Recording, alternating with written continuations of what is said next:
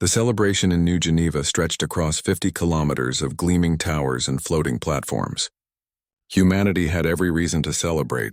50 years had passed since the Galactic Council made first contact with Earth, and those 50 years had transformed human civilization beyond recognition. Children born today would never know a world without faster-than-light travel, without alien friends walking beside them in the streets, without the endless possibilities that came from joining the greater galactic community.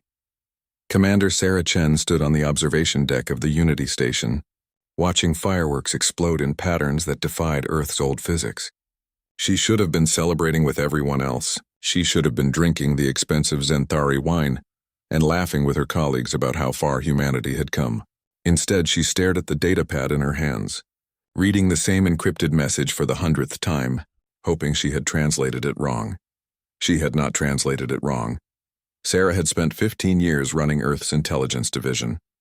Her job was to monitor communications between the 47 member species of the Galactic Council, looking for threats to human interests. It was supposed to be boring work. The Council preached unity and cooperation. Wars were ancient history. Everyone worked together now for the common good. That was the lie they had all believed. The message she had intercepted came from the Zenthari High Command, intended for the Kathrak Empire. The encryption was military-grade, hidden inside what looked like routine trade data.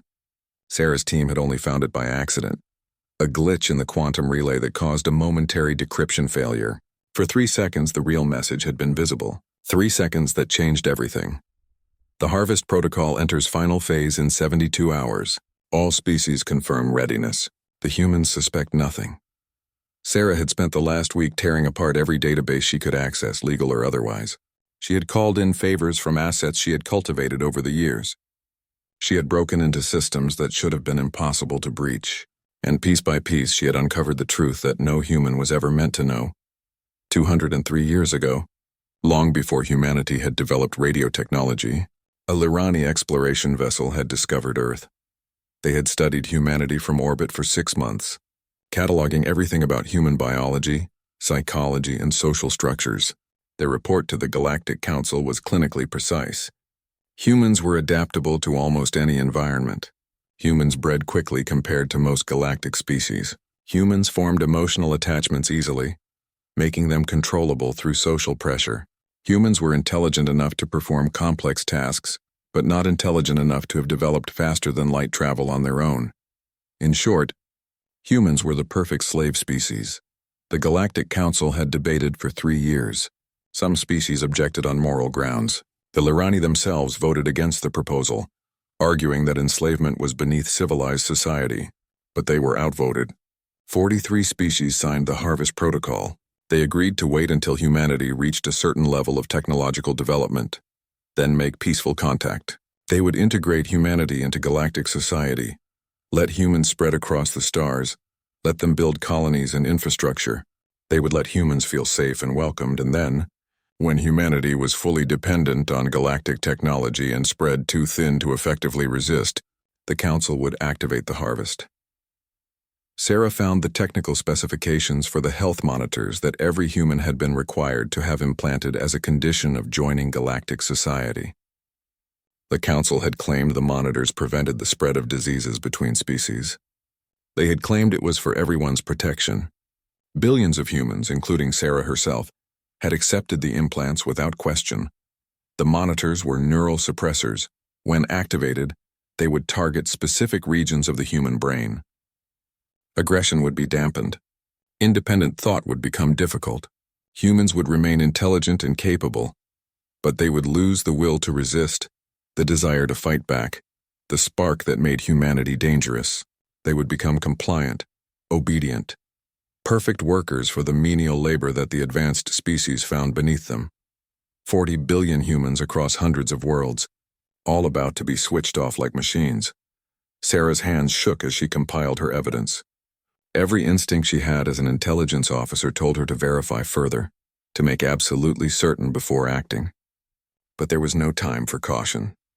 The activation was scheduled to begin in 72 hours. Once it started, there would be no second chances.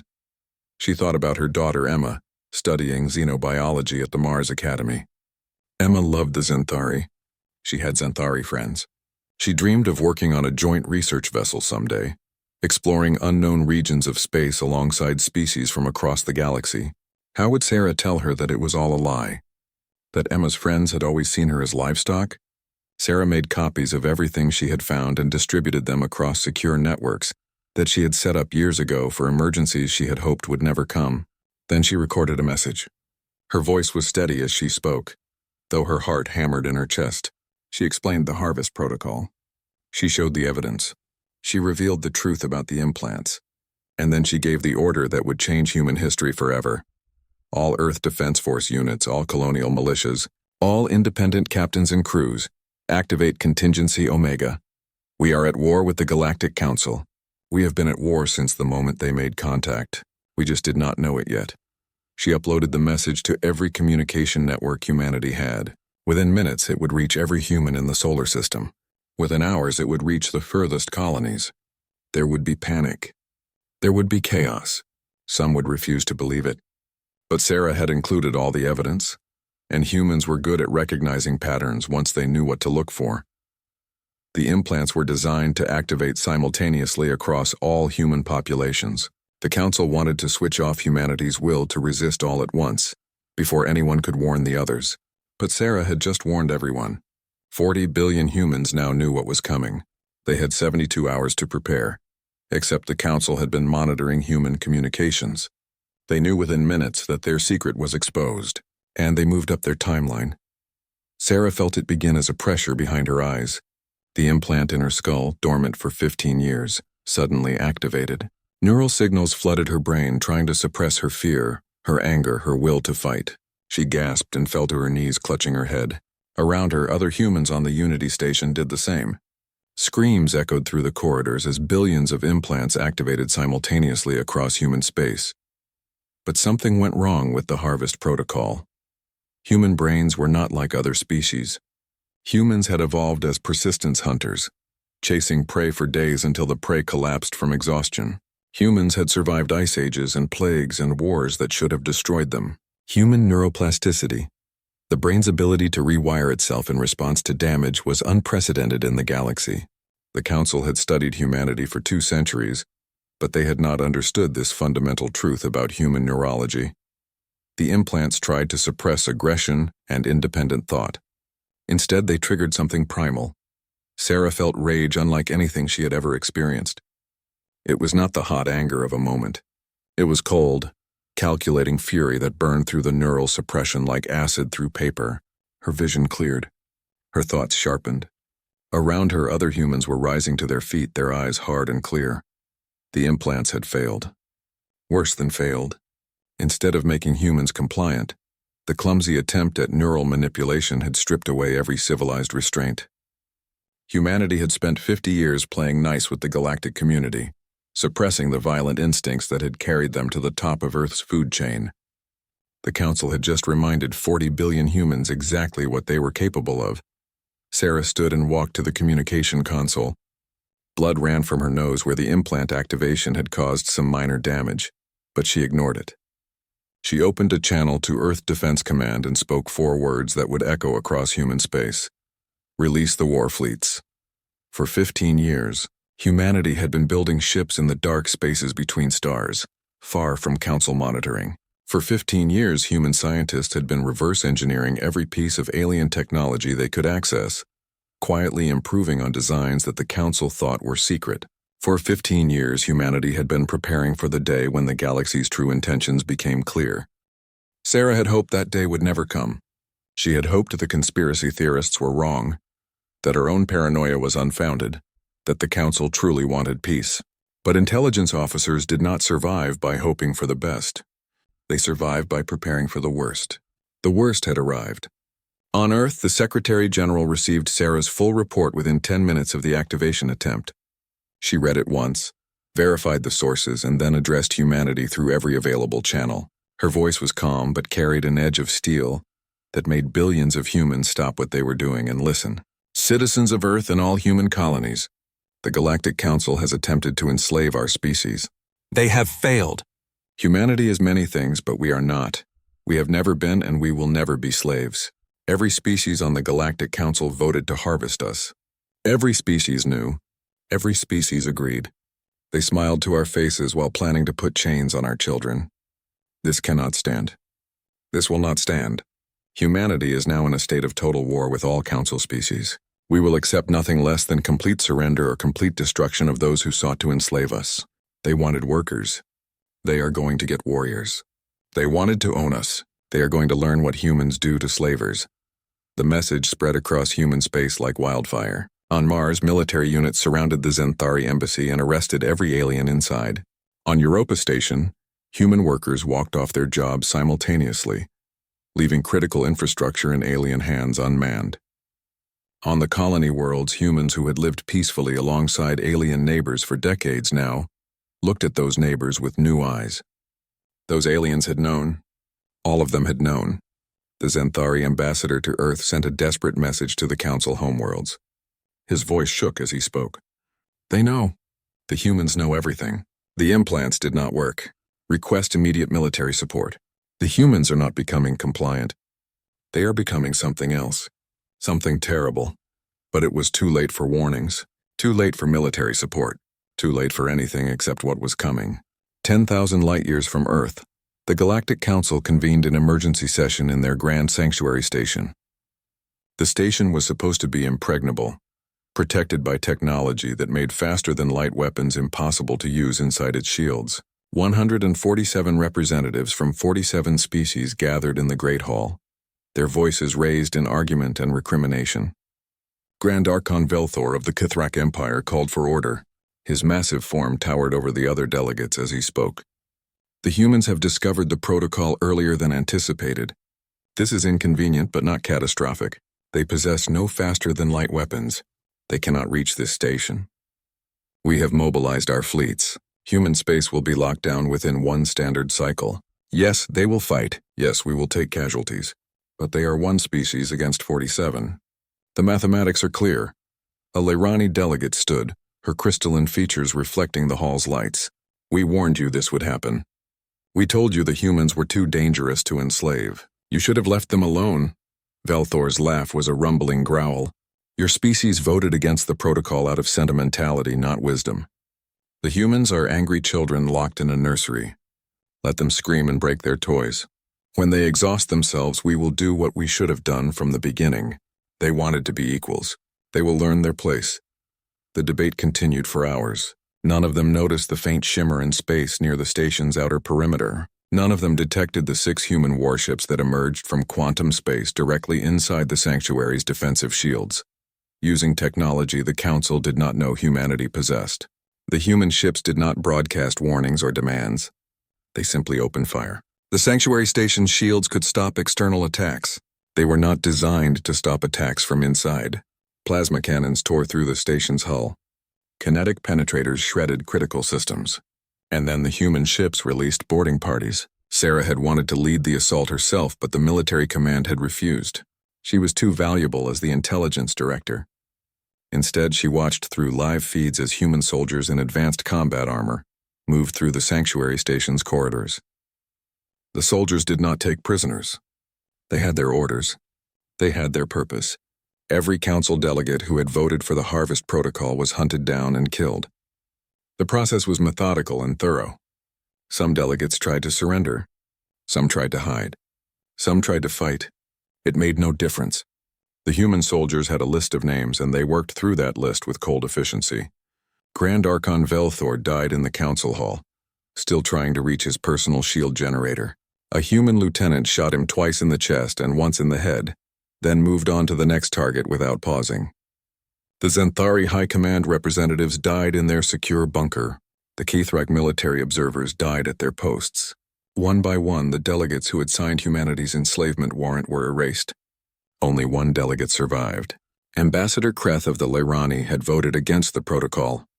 The human soldiers verified his voting record, then escorted him to an escape pod and launched him toward Lairani space.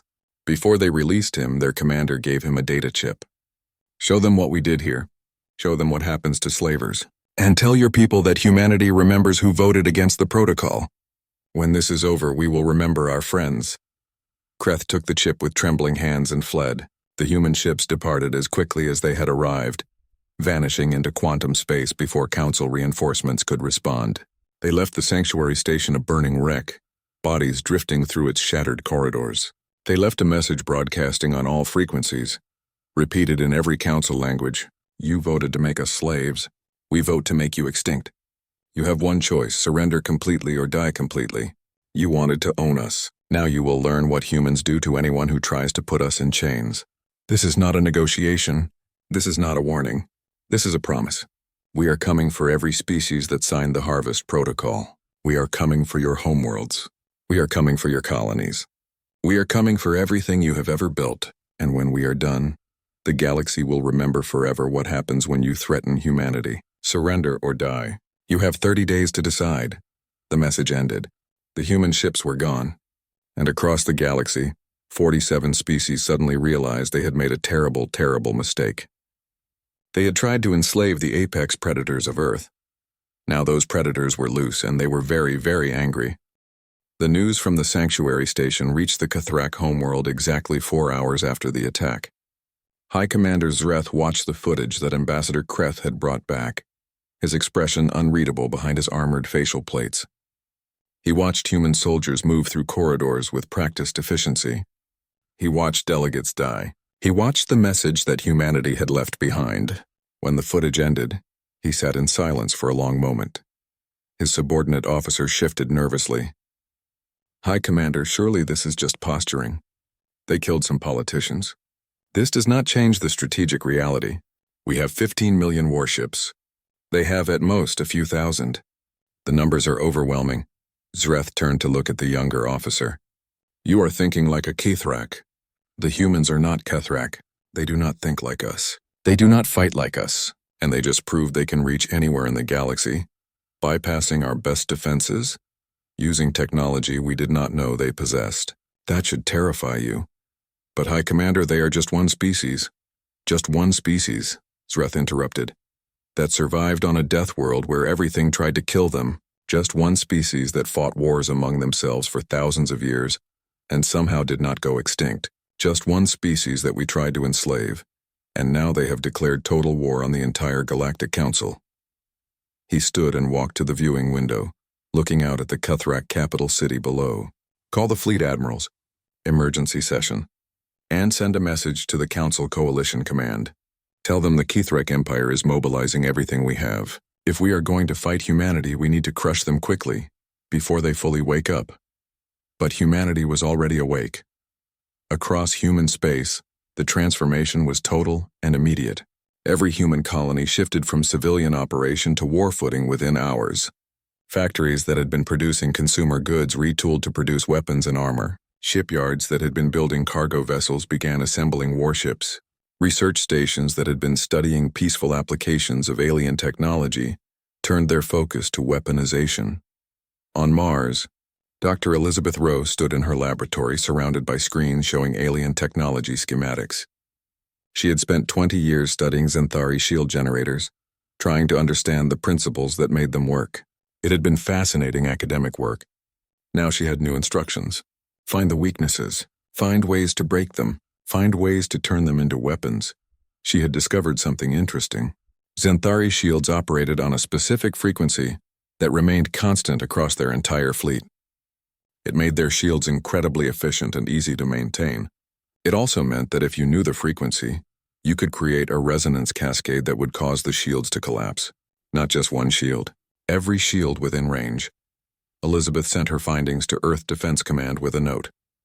This will work on every Xanthari ship in their fleet simultaneously. Use it wisely. Similar breakthroughs were happening across every human research facility. The alien species had been generous with their technology over the past 50 years, never imagining that humans were studying it, not just to use it, but to understand it completely. Now that understanding was being weaponized. Shield frequencies, engine vulnerabilities, weapon system exploits, communication protocols that could be hijacked. Humans had cataloged everything, and now they were turning that knowledge into an arsenal. The transformation was not just technological, it was social and psychological. Humans who had lived peacefully with alien neighbors suddenly saw those neighbors as enemies. not because the individual aliens had done anything wrong, but because they represented species that had voted to enslave humanity. Every Xanthari shopkeeper, every Kithrak engineer, every alien who had walked human streets and smiled human smiles had known the truth. They had known and said nothing. On Europa Station, tensions exploded into violence. A human worker confronted a Xanthari supervisor who had been his friend for 5 years. "Did you know? When you invited my family to dinner, when you celebrated my daughter's birthday, when we talked about our dreams for the future, did you know?" The Xanthari's silence was answer enough. The human struck without thinking, without hesitation. Other humans joined in. Within minutes, every alien on Europa Station was either dead or fleeing for their lives. Similar incidents erupted across human space. The Galactic Council species had spent 50 years building relationships with humans, never understanding that those relationships were based on a lie. When the lie was revealed, the relationships shattered like glass. Sarah Chen watched the violence reports coming in from across human space with a heavy heart. This was what war did. It took normal people and turned them into killers. It took a peaceful society and transformed it into something cold and hard, but there was no stopping it now. The Council had started this. Humanity would finish it. She reviewed the strategic situation with her command staff. Earth Defense Force Admiral Marcus Hayes spread a holographic display across the conference table, showing the disposition of human forces. "We have 6,000 warships ready for immediate deployment." Another 20,000 in various stages of completion. The Council Coalition is assembling 15 million ships. They outnumber us 2,500 to 1. "Conventional warfare is not an option," Sarah said. "We cannot win a fleet-to-fleet engagement with those numbers. We need to think asymmetrically." Admiral Hayes nodded. "Already underway. We have human operatives embedded in every Council species infrastructure. Some are deep cover agents we placed years ago. Most are just civilians who lived and worked alongside aliens, learning their systems from the inside. As of 2 hours ago, all of those operatives received activation codes. They are now saboteurs. The results of that sabotage began appearing within days. On the Kithrak homeworld, the primary power grid failed mysteriously. Investigation revealed that a human engineer who had been working on grid optimization for 3 years had installed subtle backdoors in the control systems. With a single command, he had shut down power to half the planet's military production facilities. On Xanthari Prime, the water purification systems began producing water contaminated with chemicals that were harmless to humans, but toxic to Xanthari biology. Thousands became sick before the source was identified. The human technician who had maintained those systems for 7 years had vanished, leaving behind only a message. "You wanted us as slaves. How does it feel to be helpless?" Across the Council's territory, infrastructure began failing in cascading patterns. Communications networks crashed. Transportation systems stalled. Food production facilities reported mysterious equipment malfunctions. And everywhere the pattern was the same. Humans who had been trusted members of society for years or decades suddenly revealed themselves as agents of Earth. The Council had positioned humans throughout the galaxy to make the harvest easier. Now those positions had become weapons aimed at the heart of galactic civilization. But sabotage was just the beginning. Sarah authorized the deployment of humanity's most terrifying weapon, gray goo nanomachines. The technology had been theoretical when humanity first encountered it in Council databases. Human scientists had made it very real. The nanomachines were microscopic self-replicating robots designed to break down matter at the molecular level and use it to build more nanomachines. Once released, they were almost impossible to stop. They could consume entire ships, entire stations, entire worlds if left unchecked. The Council had banned the technology centuries ago as too dangerous. Humanity had no such restrictions. The first deployment was against a Kithrak supply convoy carrying ammunition and equipment to the front lines. A single human stealth ship approached the convoy, released a canister of nanomachines, and departed. Within 6 hours, the entire convoy had been reduced to clouds of gray dust. 2,000 Kithrak crew members died as the ships literally disintegrated around them. The Council issued desperate warnings about the nanomachine attacks, calling them war crimes against civilized warfare. Humanity's response was broadcast across all channels by Earth's Secretary General. "You lecture us about civilized warfare? You plan to enslave 40 billion humans. You voted to strip us of our free will and make us your property. Every species in the council knew. Every species agreed. And now you cry about war crimes when we fight back? There are no war crimes when you are fighting slavers. There is only justice. You wanted to harvest us. Now you will be harvested. The message was clear. Humanity was not interested in playing by rules established by the same civilization that had tried to enslave them. This would not be a civilized war with boundaries and restrictions. This would be total war, and humanity would use every weapon at their disposal. The Galactic Council's coalition fleet began its advance toward human space. 15 million warships, the largest military force ever assembled in galactic history. They moved in coordinated formations, their commanders confident that sheer numbers would overwhelm any resistance. They expected to reach Earth's solar system within 2 standard months. They expected humanity would try to defend their homeworld in one final desperate battle. They were wrong about everything. Humanity had no intention of defending Earth. Instead, Earth was being evacuated. 40 billion people were being moved through a network of quantum wormholes to hidden locations, scattered across unexplored space. The wormhole technology was not supposed to exist. The Council's scientists had proven it was theoretically impossible. Humanity had made it work anyway, partly through human ingenuity and partly through decades of secretly stolen alien research. The evacuation was massive and chaotic, but it was working. Every day, millions of humans disappeared from Earth, from Mars, from the major colonies. They took critical infrastructure and technology with them. They left behind cities and structures, but those were just buildings. The people, the knowledge, the will to fight, all of that was being preserved. Admiral Hayes stood on the bridge of his flagship, watching the last transport ships depart from Earth orbit. All personnel evacuated, Admiral. Earth is empty except for automated systems. Good, Hayes said quietly. Activate the final protocols. Let us show them what happens when you threaten humanity's home. Earth had been humanity's home for hundreds of thousands of years. Humans had evolved there, built their first civilizations there, reached for the stars from there, and now humanity was turning their homeworld into the largest bomb ever created. For 30 years, human engineers had been secretly hollowing out sections of Earth's mantle and core, replacing rock with antimatter containment fields. The work had been done in absolute secrecy, hidden even from most of humanity. The purpose was simple. If Earth ever faced an existential threat, if humanity ever needed to send a message so powerful that it could never be ignored, Earth itself would become that message. The Council's coalition fleet arrived in the solar system, expecting to find desperate human defenders. Instead, they found empty space. Abandoned stations, silent planets. Mars was evacuated. Jupiter's moons showed no life signs. Earth itself registered no human presence. Grand Admiral Velkoth of the Coalition Fleet studied the sensor readings with growing unease. Where are they? Scan for cloaked ships. Scan for hidden bases. Scan everything. Sir, we are detecting massive energy readings from Earth itself, something in the planet's core. The readings are consistent with antimatter.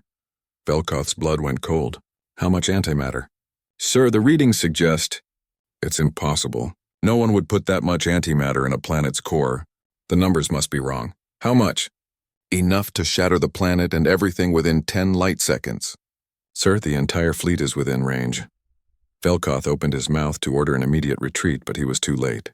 Deep within Earth's core, automated systems activated. Containment fields that had held back antimatter for 30 years suddenly failed in a precisely choreographed sequence. Matter met antimatter. The reaction was immediate and catastrophic. Earth's core exploded with the force of 1,000 supernovas compressed into one moment. The planet cracked open like an egg, releasing energy that had been building for 3 decades. The shockwave expanded at relativistic speeds, catching the coalition fleet before they could even begin to run.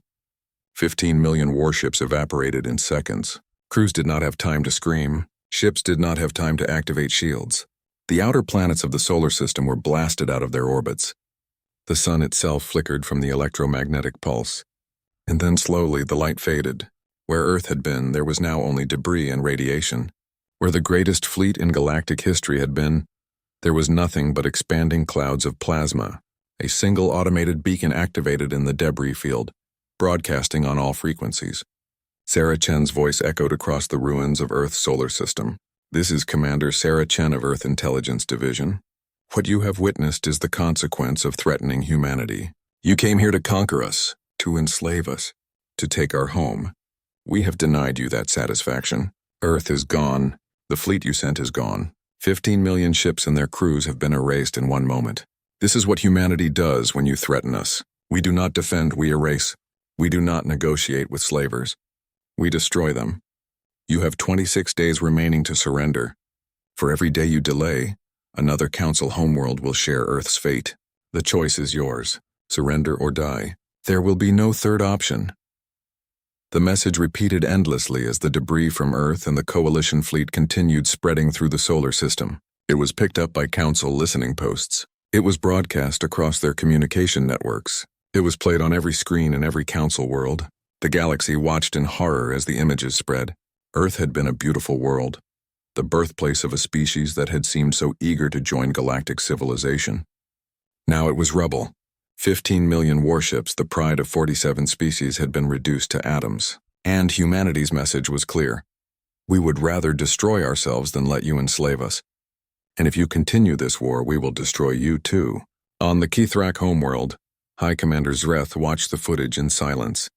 His subordinate officer, the same one who had dismissed humanity's capabilities earlier, stood trembling beside him. High Commander, they destroyed their own homeworld.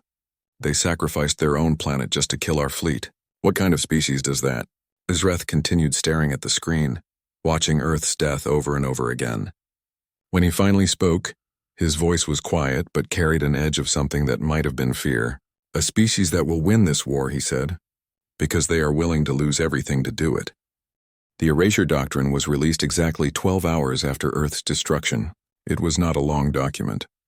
Humanity was done with complicated treaties and diplomatic language. The doctrine was 3 pages long and written in simple, direct terms that left no room for misunderstanding. Sarah Chen had written it herself, and every word was chosen to be absolutely clear. Every species that had signed the Harvest Protocol would face one choice: complete unconditional surrender or complete extinction. Complete surrender meant disbanding all military forces. It meant opening all government databases to human inspection. It meant accepting human occupation of key infrastructure. It meant trials for every government official who had participated in planning humanity's enslavement. It meant accepting whatever penalties humanity decided were appropriate. Complete extinction meant exactly what it said. Humanity would erase the species from existence, not just defeat them, not just conquer them, erase them. Remove every last member of the species from the galaxy until nothing remained but historical records and ruins. There would be no negotiation of terms, no partial surrender, no conditional peace. Each species had 30 days to decide: surrender completely or die completely. Those were the only options. The doctrine ended with a statement that would become infamous across the galaxy. We are not interested in conquest. We are not interested in resources. We are not interested in territory. We are only interested in justice. You voted to enslave us. Now you will pay the price for that vote. This is not revenge. This is proportional response to attempted genocide. You tried to kill humanity as a free species. We will kill those who tried to kill us. This is the only justice that matters. The galactic reaction was immediate and divided. 23 species requested emergency meetings to discuss surrender terms. They were told there were no terms to discuss.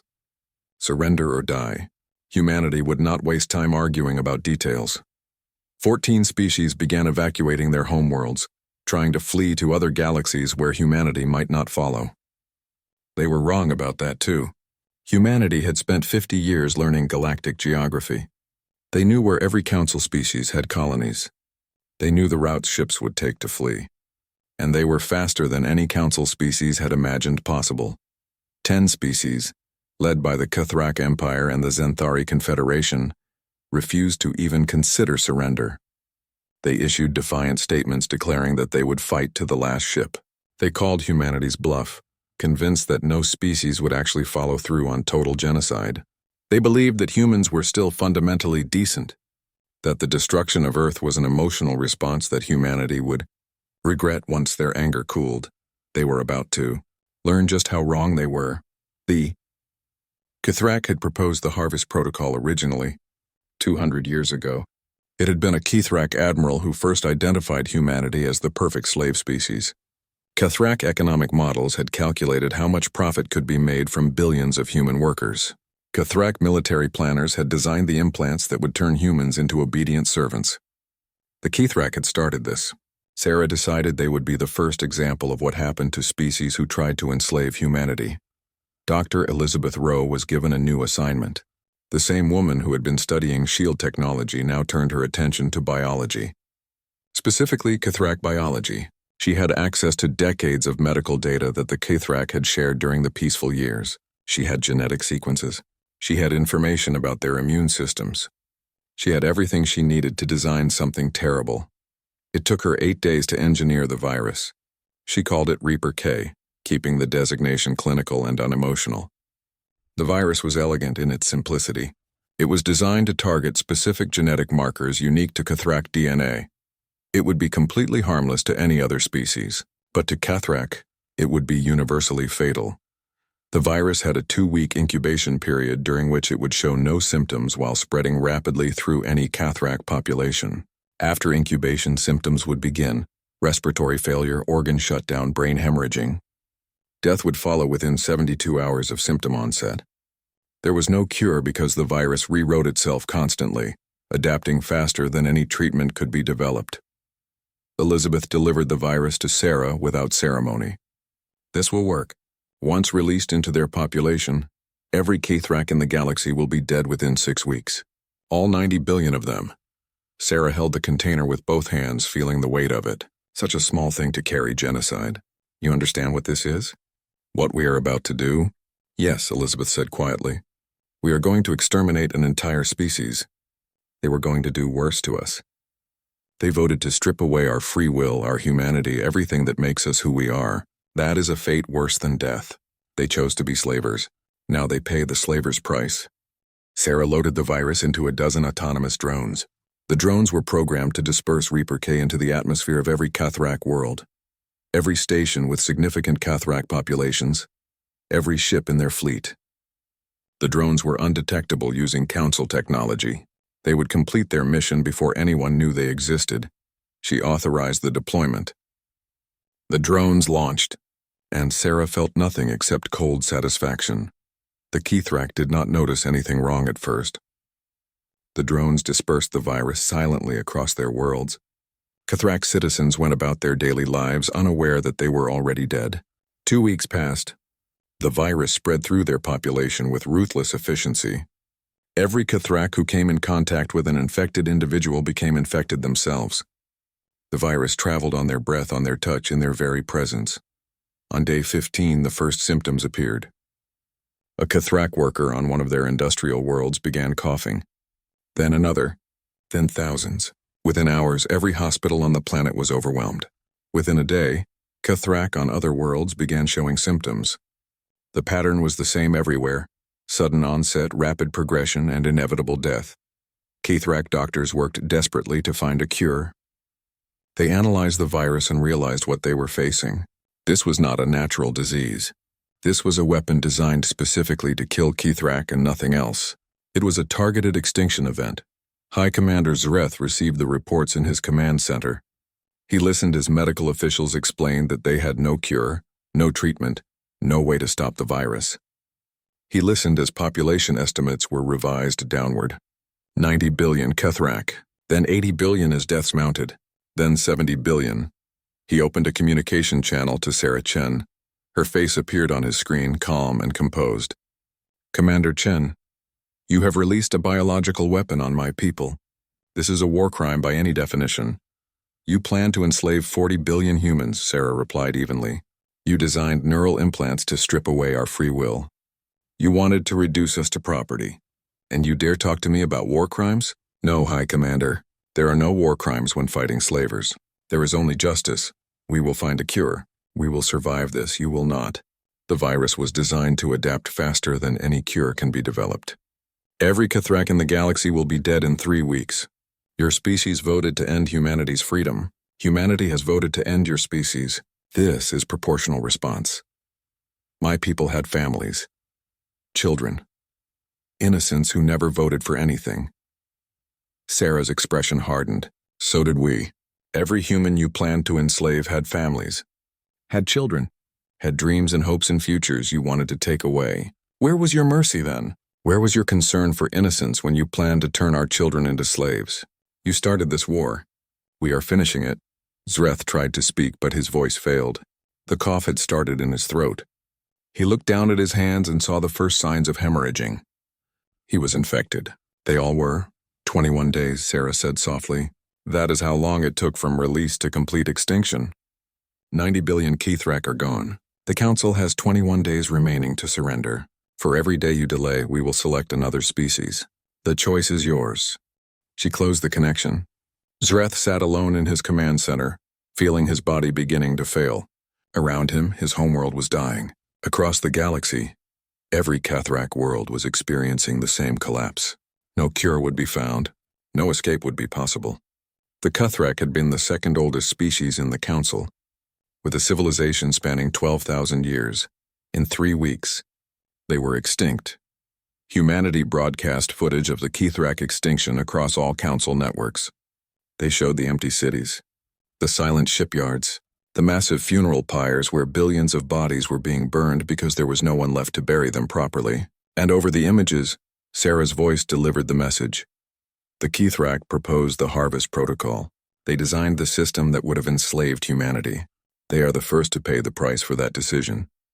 1 species down, 46 remain. Surrender or share their fate. You have 20 days. The reaction across Council space was panic. Species that had been defiant suddenly reconsidered. The Kithrak had been one of the most powerful militaries in the galaxy. If humanity could erase them in 3 weeks, what chance did anyone else have? 13 species surrendered within 48 hours. They opened their databases, disbanded their militaries, and accepted human occupation forces. They cooperated with war crimes tribunals that would determine which individuals had actively promoted the Harvest Protocol. Those individuals were arrested and imprisoned to await trial. The surrendering species were treated with cold efficiency, but not cruelty. Humanity was not interested in punishing species that admitted their guilt and accepted responsibility. But the Zenthari Confederation remained defiant. They had been humanity's closest allies during the peaceful years. Zenthari and humans had worked together on countless projects. The Zenthari had been the first species to welcome humans to the galactic community. That made their betrayal cut deepest, and that made them humanity's second target. The Zenthari did not fight conventionally. They were not warriors like the Kithrak. They were traders and diplomats. But they were clever and they had resources. When they realized humanity would not forgive them, they began evacuating their population. Zenthari ships fled in every direction, trying to scatter across the galaxy so humanity could not track them all. Admiral Hayes authorized Operation Distant Thunder in response.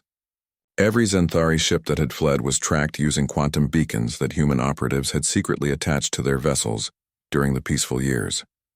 Humanity had been preparing for this war for 15 years. They had prepared for everything. Human hunter groups pursued the Zenthari across the galaxy. It was not a battle. It was an extermination. Zenthari ships were not warships. They were cargo vessels and passenger liners converted for evacuation. They had no chance against human warships designed for one purpose: killing as efficiently as possible. The hunts lasted 6 months. Every Zenthari ship was found and destroyed. 23 billion Zenthari died in the black between stars, their ships torn apart by human weapons. The few who tried to surrender were ignored. The Zenthari had voted for the Harvest Protocol. They had smiled to human faces while planning human enslavement. There would be no mercy for them. Sarah watched the final Zenthari ship die on her tactical display. It had been a civilian transport carrying 5,000 refugees. A single human destroyer had intercepted it at the edge of unexplored space. The Zenthari captain had broadcast desperate pleas for mercy, claiming they had children aboard, claiming they had never supported the Harvest Protocol personally. The destroyer's captain had responded with 4 words: "You voted for slavery." Then the destroyer had opened fire. Sarah felt something crack inside her as she watched. These were not soldiers. These were civilians. Yes, their government had voted to enslave humanity. Yes, their species had participated in the plot. But did every single Zenthari deserve death? Did the children aboard that ship deserve to die for their government's crimes? She pushed the thoughts away. This was war. This was justice. This was what happened when you tried to enslave humanity. You did not get to cry about collateral damage after you planned to strip away the free will of 40 billion humans. You did not get to appeal to mercy when you showed none. But the thoughts kept coming back. Late at night, in the quiet moments between strategic planning sessions, Sarah would think about the Zenthari children. She would think about the Cuthrak families dying from Reaper K. She would think about Earth, destroyed to kill an enemy fleet. She would think about what humanity was becoming. 14 more species surrendered after the Zenthari extinction. The Council was fracturing. Species that had been allies for centuries now looked at each other with suspicion. Some blamed the Kithrak for proposing the Harvest Protocol. Some blamed the Zenthari for supporting it. Some blamed themselves for not having the courage to vote against it. But 10 species remained defiant. They formed an alliance called the Final Coalition. They swore they would never surrender to humanity. They believed they could still win if they worked together. They fortified their homeworlds. They mobilized their remaining fleets. They prepared for humanity's assault. The Velkun were the strongest species in the Final Coalition. They were an ancient warrior race whose civilization predated most Council species by millions of years. Their homeworld was protected by technology so advanced that even other Council species did not fully understand it. Defensive systems that had stood for eons, shields that had never been breached, weapons that could destroy continents with a single shot. The Velkun believed they were invincible. They sent a message to humanity: we will not surrender. We cannot be conquered. Come and die on our shields if you dare. Admiral Hayes studied the Velkun defenses for 3 days. Then he called Sarah. We cannot take their homeworld by conventional assault. Their defenses are too strong. We would lose millions of soldiers and still fail. I need authorization for Starfall Protocol. Sarah knew what that meant. Starfall Protocol was the ultimate weapon in humanity's arsenal. It was so extreme that even the military commanders were reluctant to use it. You want to collapse their star? It is the only way. Their defenses can stop ships. They cannot stop a black hole. That will destroy their entire solar system. 8 planets. Hundreds of stations. 50 billion Velkun. They chose not to surrender.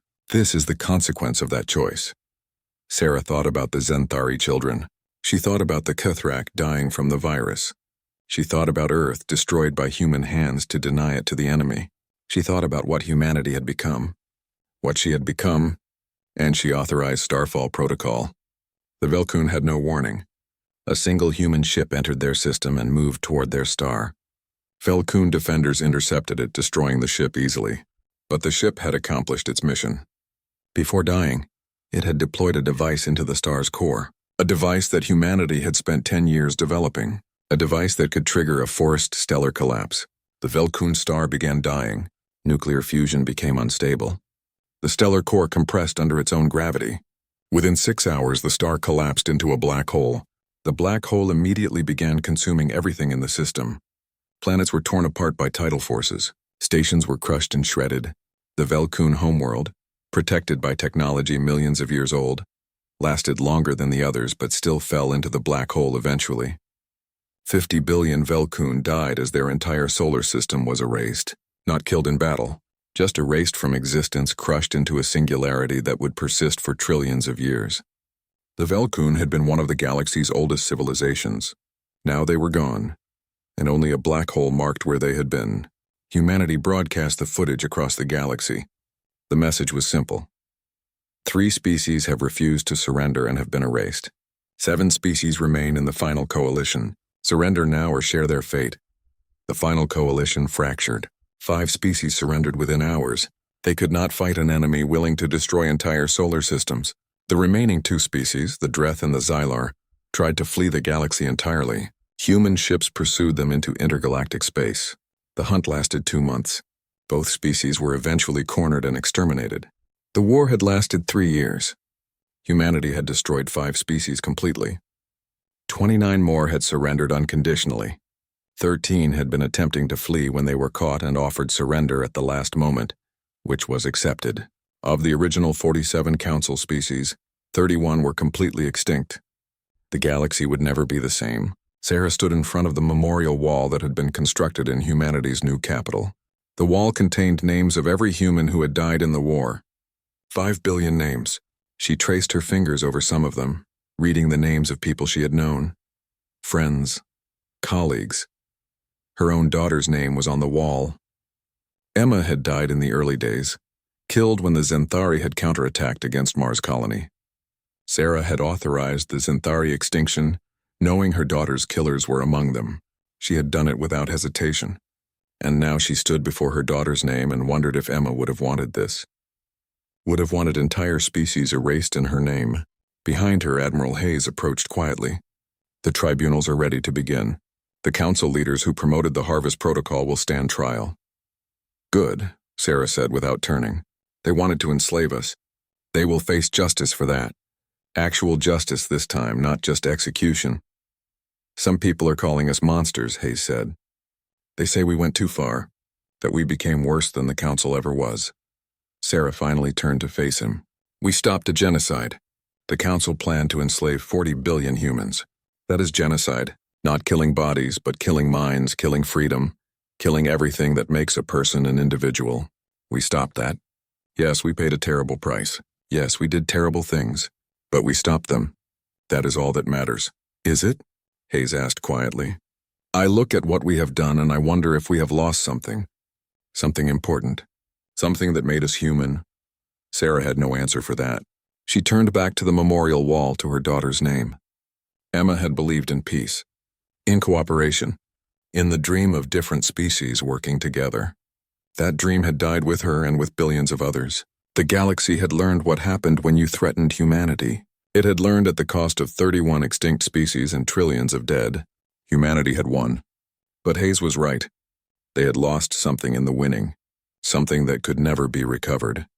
Ambassador Kreth of the Lirani stood before the Human Council in the new capital, his crystalline form reflecting the harsh lights of the chamber. He was one of the few alien representatives still allowed to move freely in human space. His species had voted against the Harvest Protocol. That vote had saved them from extinction, but it had not saved them from witnessing what humanity had become. I come with a message from the 16 surviving council species, Kreth said, his voice carrying the musical tones of his language translated into human speech. We beg you to stop.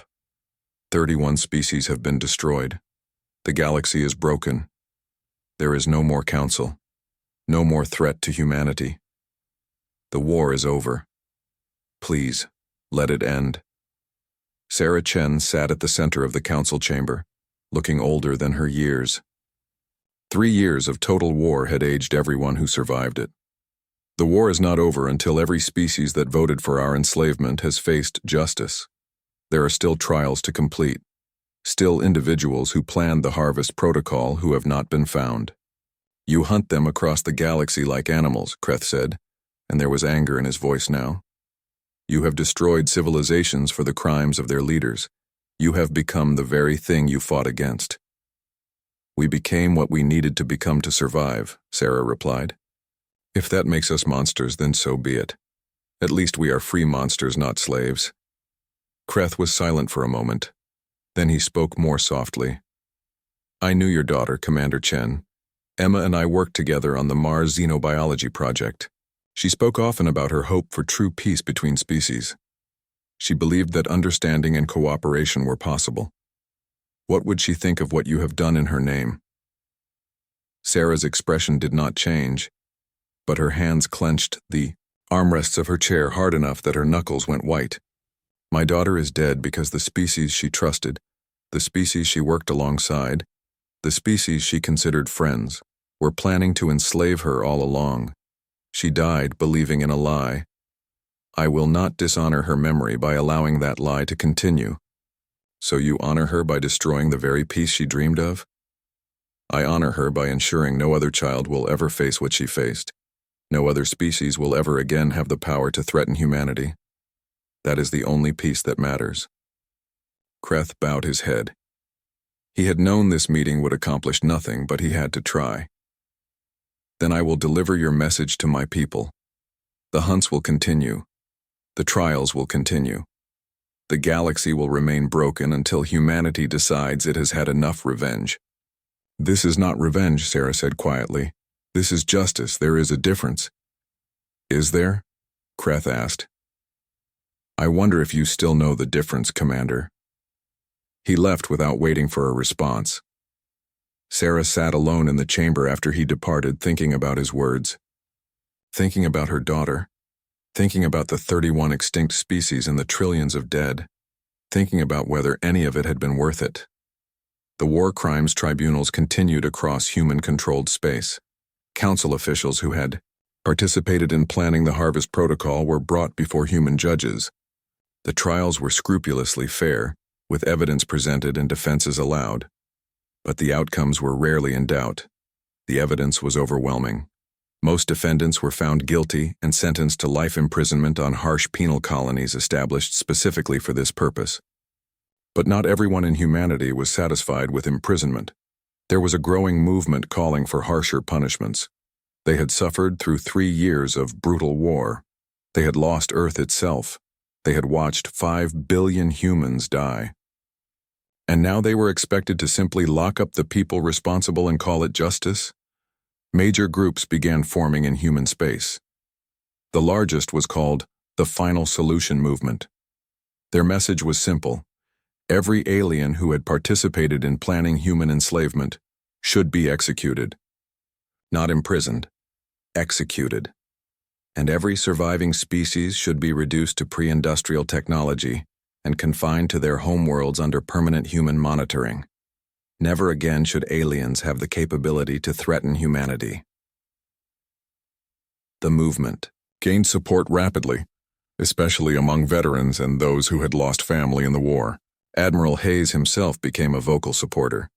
He argued that mercy toward enemies who had shown no mercy was foolishness. He argued that humanity had been too soft, too willing to accept surrender, too quick to stop the exterminations once species surrendered. Sarah found herself leading the opposite faction. She believed the war had gone far enough. She believed continued violence would only transform humanity into something unrecognizable. But she was losing support. The people were angry, traumatized, and they wanted blood. Simple imprisonment felt insufficient after everything they had suffered. The debate came to a head over what to do with the Draxian Imperium. The Draxians had surrendered early in the war and cooperated fully with human authorities. They had opened their databases, revealing exactly who in their government had voted for the Harvest Protocol. Those individuals had been arrested and tried. The Draxian population had been peaceful and compliant. But the Final Solution movement was not satisfied. They pointed out that the Draxian government had unanimously supported the Harvest Protocol. Every Draxian politician had voted yes. The population had supported their government. This made every Draxian complicit in attempted genocide. The movement demanded that the Draxian Imperium be exterminated like the Cathrak and Xanthari had been. Sarah stood before the Human Council and argued against it. The Draxians surrendered. They cooperated. They have accepted our terms and our justice. If we exterminate them now, after they surrendered, we are no longer fighting a war. We are simply committing genocide. That makes us the monsters they claimed we would become. Admiral Hayes responded from his position in the military section. They voted to enslave us, all of them. Their entire civilization agreed that humanity should be reduced to property. Why should they escape the consequences of that vote? The Kithrak voted for slavery and died. The Xanthari voted for slavery and died. The Draxians voted for slavery and should die too. Consistency demands it. Consistency would make us mass murderers, Sarah shot back. We accepted their surrender. We gave them terms. They met those terms. If we kill them anyway, what message does that send? That surrender is meaningless? That cooperation will not save you? That humanity cannot be trusted to keep its word? The message it sends, Hayes said coldly, is that if you vote to enslave humanity, you will die. No exceptions. No forgiveness. No mercy. That is the message that will keep us safe. The debate raged for weeks. Public opinion was sharply divided. Younger humans, those who had not lived through the peaceful years before the war, strongly supported the Final Solution movement. They had grown up knowing only that aliens had tried to enslave humanity. They had no memory of cooperation or friendship with other species. To them, all aliens were potential threats that needed to be controlled or eliminated. Older humans were more divided. Some remembered the peaceful years and mourned what had been lost. Others felt betrayed by those memories, angry at themselves for having been deceived. The whole galaxy had been lying to them, and they had believed the lies. That made the betrayal cut deeper. While humanity debated its own soul, the surviving alien species watched in growing horror. They saw the final solution movement gaining power. They saw human warships maintaining positions near their homeworlds, ready to strike if ordered. They understood that their continued existence depended on human internal politics, and those politics were unstable. Some species began preparing for the worst. They built hidden shelters deep underground. They sent small groups of their population to secret colonies far from their homeworlds, trying to preserve their species if the worst happened. They lived in constant fear, waiting for humanity to decide whether they would be allowed to live. The Lyrani ambassador Kreth sent desperate messages to Sarah. "You must stop this movement. You must convince your people that continued genocide is not the answer. If you exterminate the Draxians after they surrendered, the other species will never trust human promises again. You will force them to fight because surrender will be meaningless. You will create the very conflict you claim to want to prevent." Sarah knew he was right, but she also knew she was losing control. The war had unleashed something in humanity, something dark and primal that had been buried under civilization's surface. The betrayal had been too complete, too devastating. Humans had trusted the Council absolutely, and that trust had been weaponized against them. Now humans would never trust again, and without trust there could be no peace, only dominance or destruction. The vote on the Draxian question approached. Sarah worked tirelessly to build support for Mercy, calling in every favor, making every argument she could think of. But the final solution movement was well organized and well funded. Admiral Hayes had thrown the military support behind them, and the military had enormous influence after winning the war. 2 days before the vote, Sarah received a message that changed everything. It was from a Lyrani historian named Kelvos, someone she had never heard of before. The message was marked urgent and eyes only. "Commander Chen, I have discovered information that you need to see. Information about the Harvest Protocol's true history. Meet me at the coordinates below. Come alone. If I am right about what I have found, it will change everything." Sarah should have been suspicious, should have brought security, should have verified the message's authenticity, but she was desperate for anything that might shift the political situation. She went alone to the coordinates, an abandoned orbital station in neutral space. Kelvos was waiting for her in the station's data archives. He was old for a Lyrani, his crystalline form dimmed with age. He moved slowly among the ancient data storage units, pulling up files that were centuries old. "I have spent 3 years researching the Harvest Protocol's origins," Kelvos explained, "trying to understand how the Council could have made such a decision.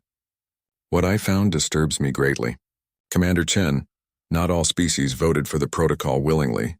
He displayed a document on the screen. It was marked with Council security classifications that should have made it impossible to access. This is the original Council meeting minutes from 203 years ago, when the Harvest Protocol was proposed. The official record shows that 43 species voted yes, with only 4 voting no. But this is the real record, the one that was sealed and hidden.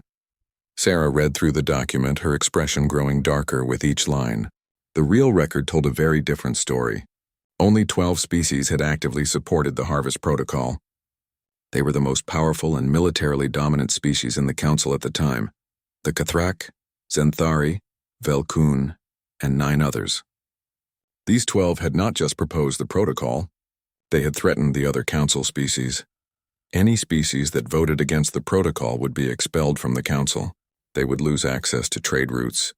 They would lose military protection. They would be isolated and vulnerable. For smaller, weaker species, this was a death sentence. They needed the Council to survive. So they voted yes, even though many of them opposed enslavement morally. The Draxians were among those coerced. Their internal government records, also included in Kelvos's files, showed heated debate.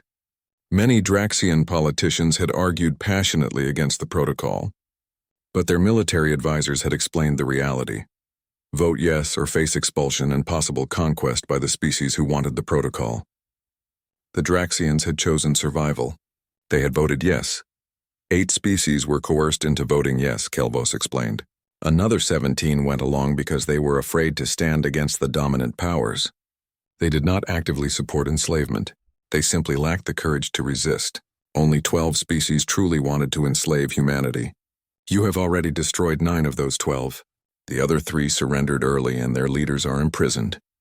The species you are currently debating whether to exterminate were victims of the same coercion humanity faced. Sarah felt the weight of this information crushing down on her.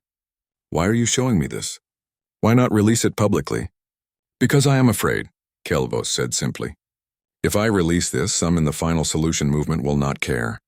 They will say it does not matter, that the species voted yes regardless of their reasons, that they are still guilty, and I fear they may target my species in retaliation for revealing this information. You have the power to control how this information is used. I do not. Sarah studied the old historian for a long moment. You could have hidden this, kept it secret. Your own species voted no. You were not coerced. You could have let us destroy the Draxians and the others, and it would not have affected the Lirani at all. I could have, Kelvos agreed. But I have watched humanity destroy 31 species. I have watched you become something terrible in your quest for justice. If I stayed silent now, knowing that your justice was being directed at victims rather than perpetrators, I would be as guilty as those who stayed silent about the Harvest Protocol. I will not make that mistake. Sarah took copies of all the files. Then she did something that surprised even herself. She clasped Kelvos's crystalline hand in both of hers. Thank you, truly. You may have just saved humanity from ourselves. She returned to human space with the files and immediately called an emergency session of the Human Council. She presented Kelvos's evidence publicly, broadcasting it across all human networks. The reaction was immediate and divided. Some humans saw it as vindication that not all species were equally guilty. The Draxians and others who had been coerced deserved mercy, not extinction. These species had been trapped in an impossible situation, just as humanity had been, but others saw it differently. The final solution movement's leadership argued that it did not matter. Coerced or not, the species had voted yes.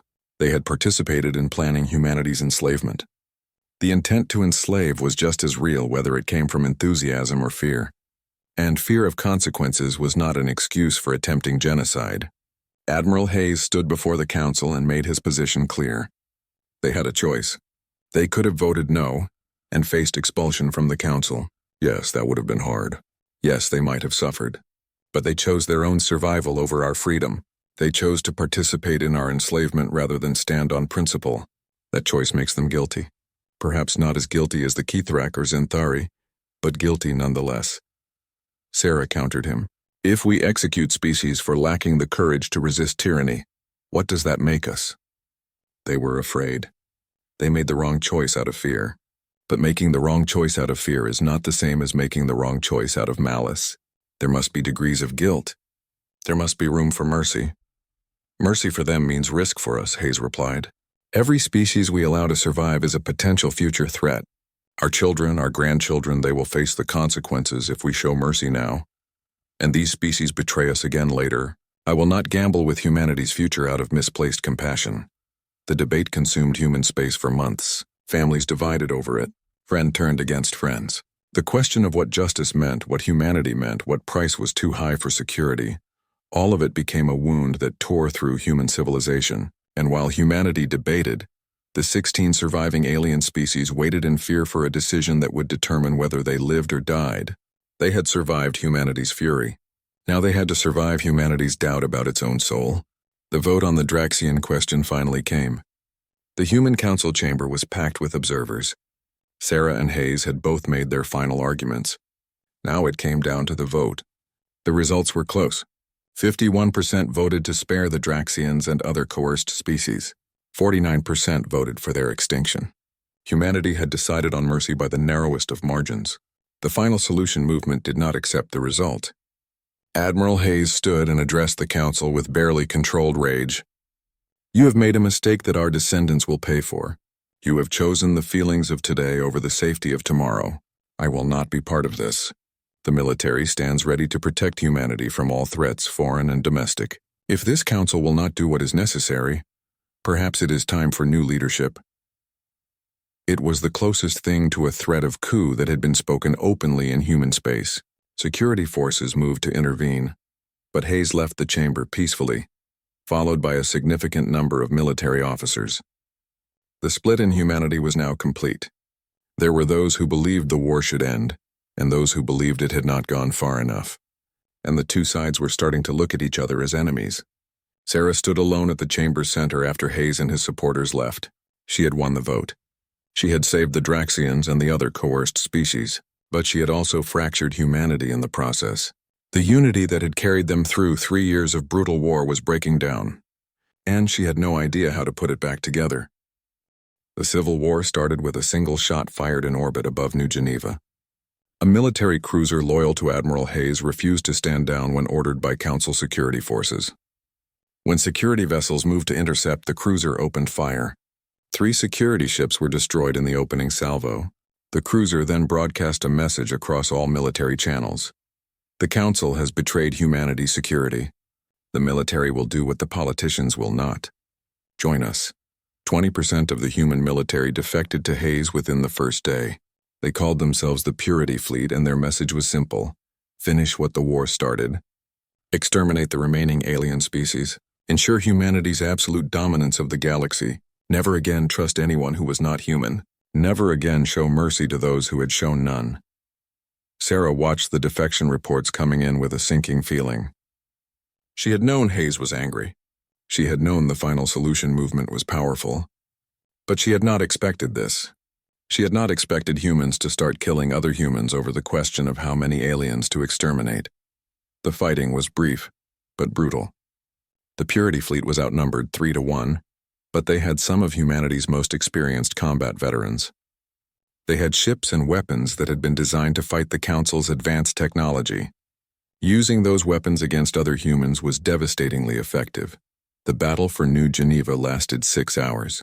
The Council's security forces eventually prevailed, but at terrible cost. 5,000 humans died. An entire orbital sector was left in ruins, and Admiral Hayes escaped with the core of his fleet, disappearing into the uncharted regions where humanity had hidden their populations during the war.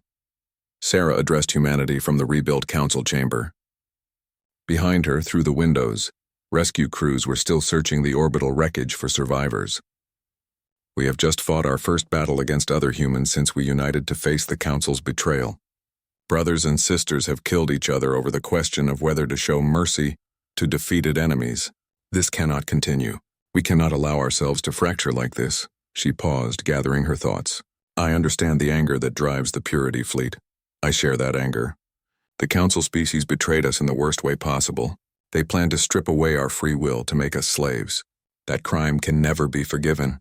But 31 species have already paid with their existence. Trillions of beings are dead. At some point, we must ask ourselves, how much blood is enough?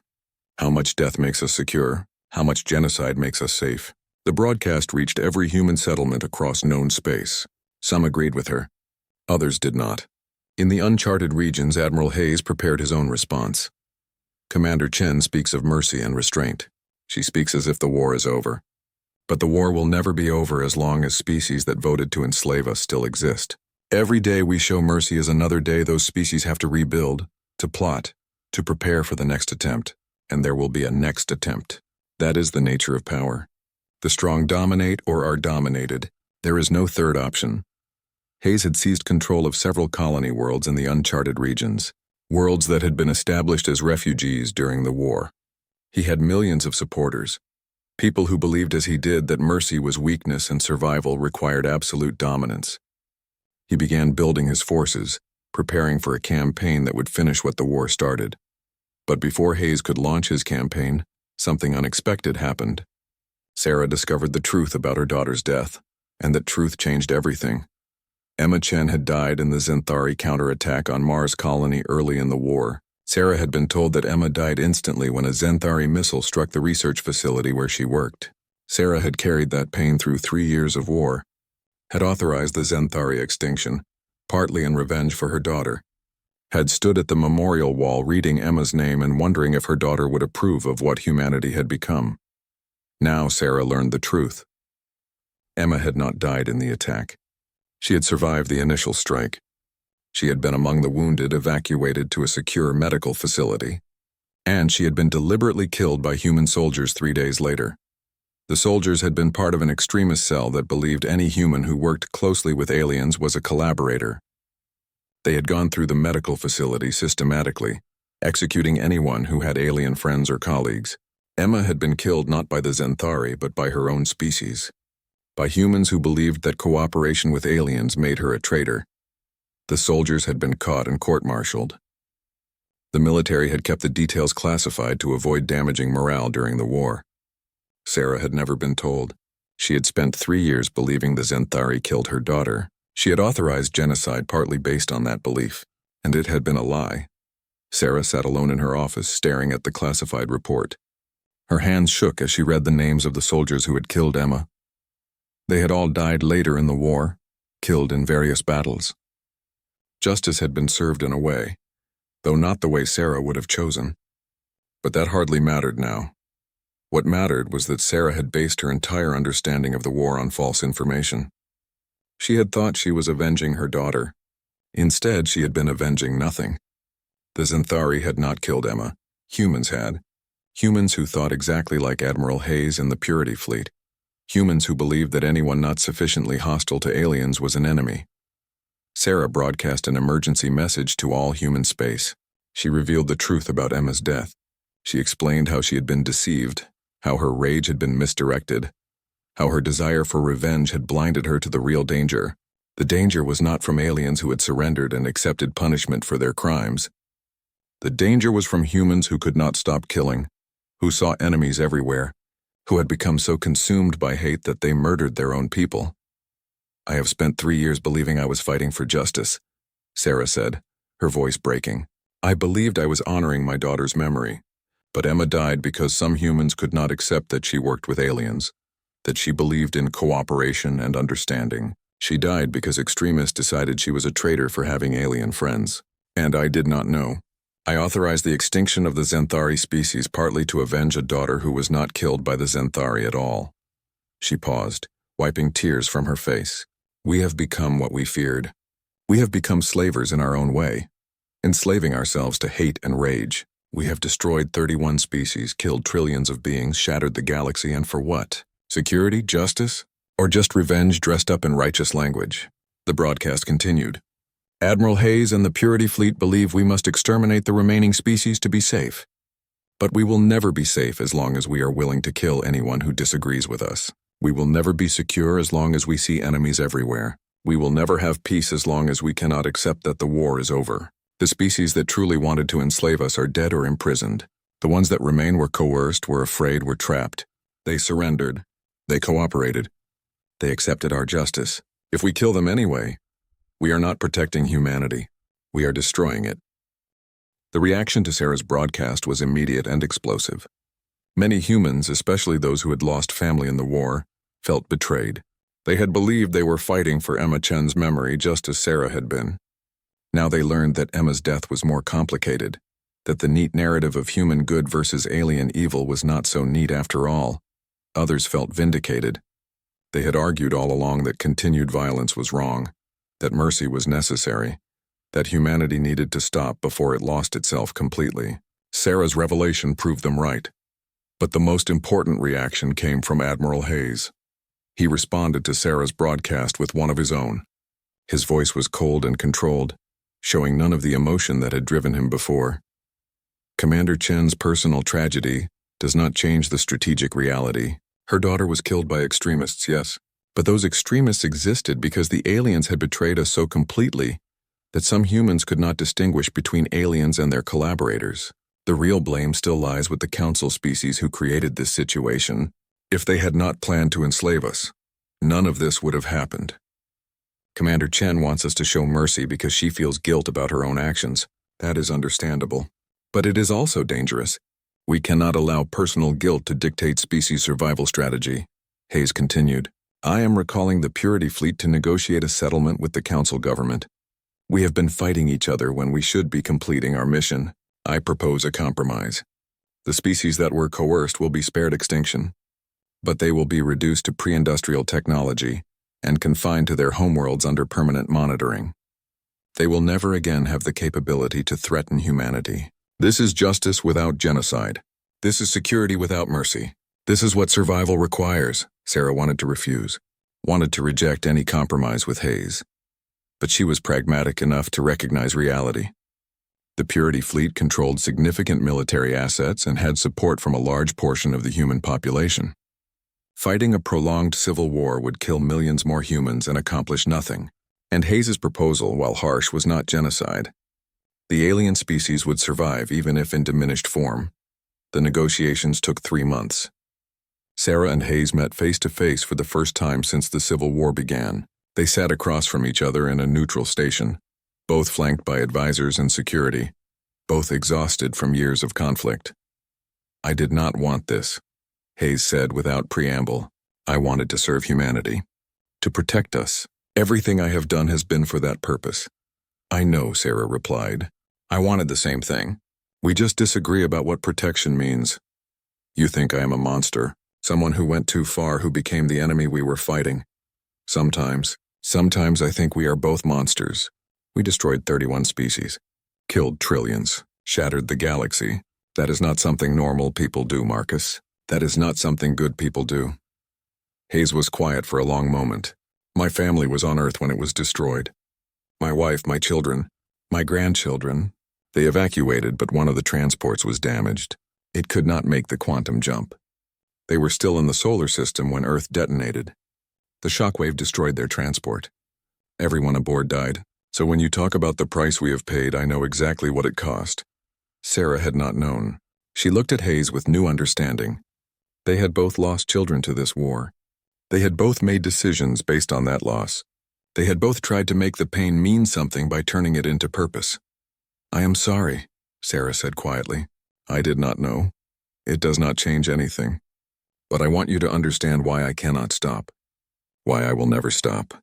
Because if we show weakness now, if we let our enemies survive strong enough to threaten us again, then my family died for nothing. Your daughter died for nothing.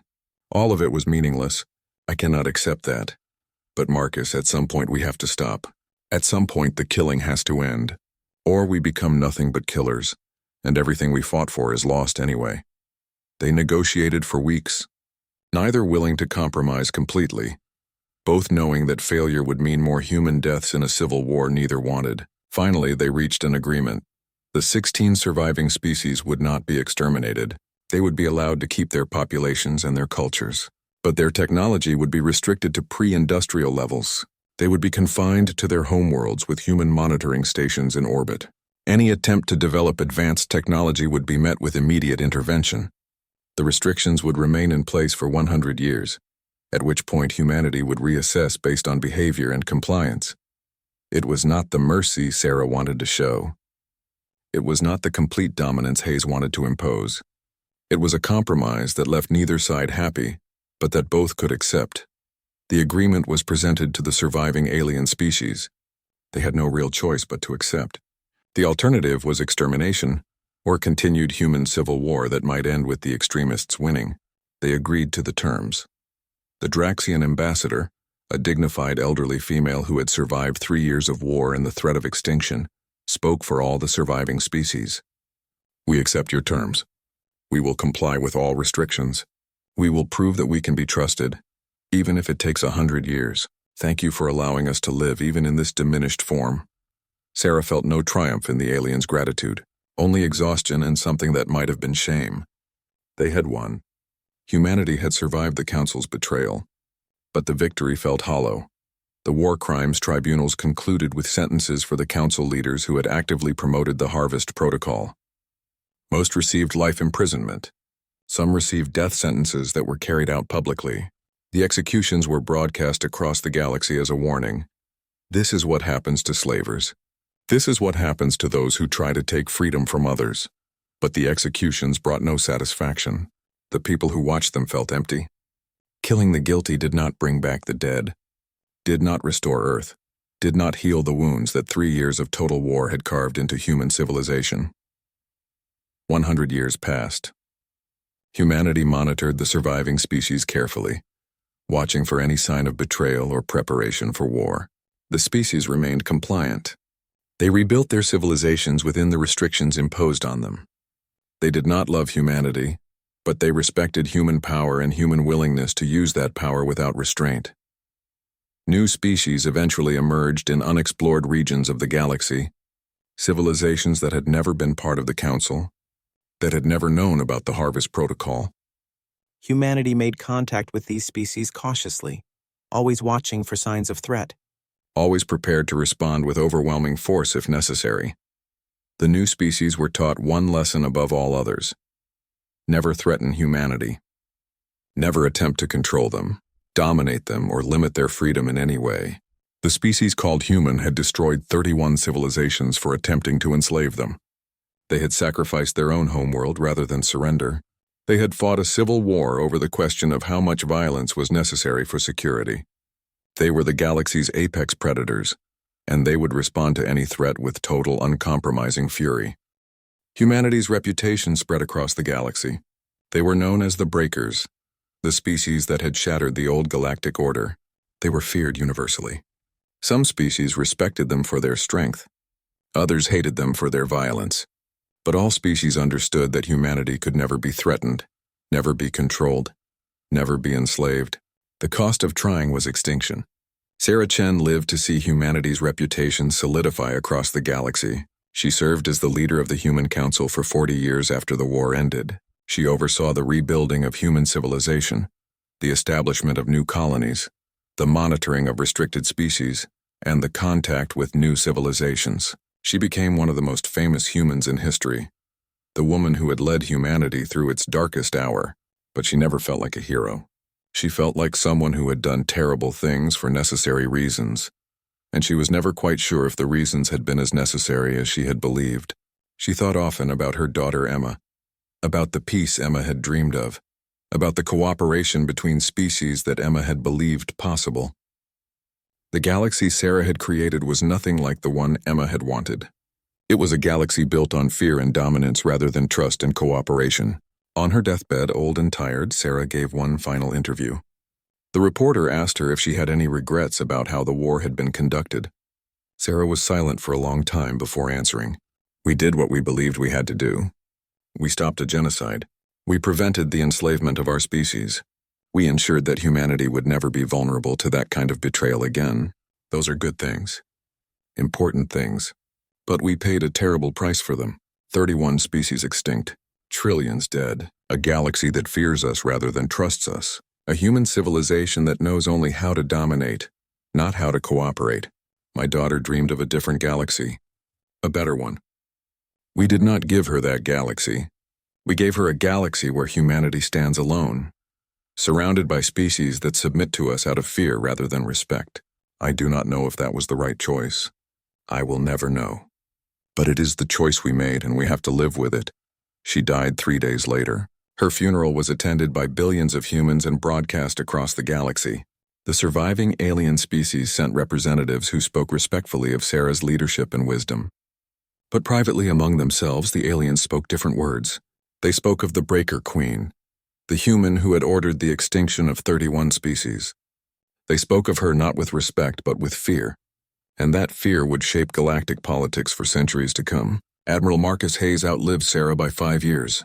He spent his final years running military academies where young humans were taught the lessons of the war.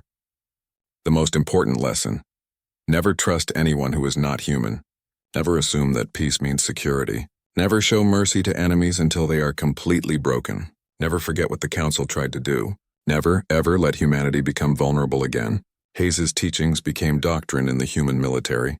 Generations of officers learned to think of aliens as potential threats that needed to be monitored and controlled. They learned that humanity's survival depended on absolute dominance, on maintaining military superiority so overwhelming that no species would dare to challenge them. They learned that the only security was fear, and the only peace was the peace of the powerful over the weak. 200 years after the war, the galaxy had stabilized into a new order. Humanity controlled the central regions of explored space. The 16 restricted species remained on their homeworlds, slowly rebuilding within their limits. New species that emerged were carefully integrated into a galactic system that was fundamentally different from the old Council. There was no pretense of equality. No fiction of cooperation between equals. Humanity was dominant, and everyone else accepted that dominance because the alternative was extinction.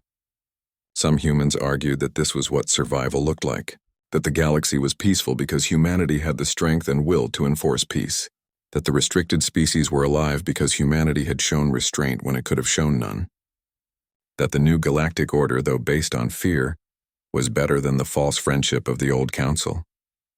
Others argued that humanity had lost something essential in the war, that the willingness to commit genocide even against species trying to enslave them had changed humanity fundamentally, that a civilization built on domination and fear could never be truly at peace, would always need enemies to justify its power, would always be one crisis away from another round of extinctions, that Emma Chen's dream of real cooperation between species had been sacrificed on the altar of security. Both were right. Both were wrong. The galaxy that emerged from humanity's fury was neither as good as optimists hoped, nor as bad as pessimists feared. It was simply different. The age of the Galactic Council, with its pretense of equality and cooperation hiding plans for enslavement, had ended. The age of human dominance, with its guarantee of survival bought at the price of isolation and fear, had begun. And across the galaxy, in schools and homes and government chambers, a new generation learned the story of how humanity had responded to the Council's betrayal. They learned about Earth's sacrifice, about the 31 extinct species, about Sarah Chen and Marcus Hayes and the choices they had made. They learned about the Harvest Protocol and the fury it unleashed. And they learned the lesson that would define galactic civilization for millennia. Never, ever threaten humanity. They had proven they would rather die free than live as slaves. They had proven they would sacrifice their own homeworld to deny it to enemies. They had proven they would commit genocide rather than accept enslavement. They were the breakers, the species that had shattered the galaxy and rebuilt it in their own image. Some called them saviors. Some called them monsters. Most called them both, because humanity had saved itself by becoming something terrible, something that would haunt the galaxy's nightmares for generations. They had won their freedom and their survival, but they had paid for it with their innocence, their trust, and their dreams of true peace. And in the end, that was the real price of fury. Not the species they destroyed, but the species they became.